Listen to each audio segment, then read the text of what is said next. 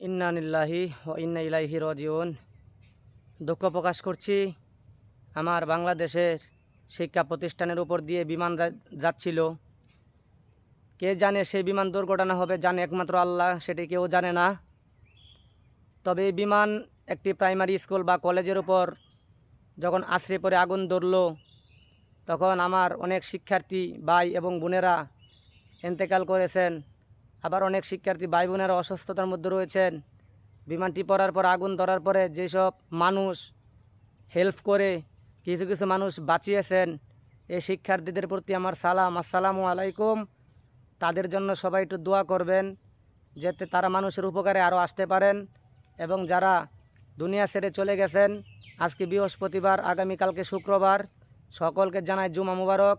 এই জুমার নামাজ পড়ে যেসব ভাই এবং বোনেরা আহত হয়ে গেছেন বা মৃত্যুবরণ করছেন, সকলের জন্য সকলে দোয়া করবেন। আমি সালাম জানাই প্রত্যেকটা বাংলাদেশের প্রত্যেকটা শিক্ষিকা মানুষদেরকে, যারা আমার ছাত্র শিক্ষার্থী ভাই বোনদেরকে বাঁচিয়েছেন। বাঁচানোর মালিক আল্লাহ। যারা হেল্প করেছেন, আপনাদের হেল্পের উসিলায় অনেকেই বেঁচে গেছে, অনেকেই বাঁচতে পারে নাই। যারা ইন্তেকাল করেছেন, সকলের প্রতি রইল আমার শ্রদ্ধা। আল্লাহ যেন জান্নাতুল ফেরদাউস নসিব করে, আমিন।